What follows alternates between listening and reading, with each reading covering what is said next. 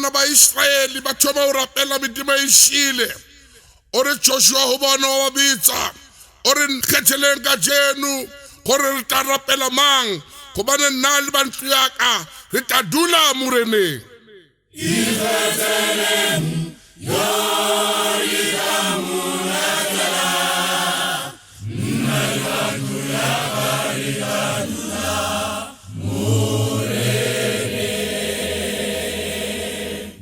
Mona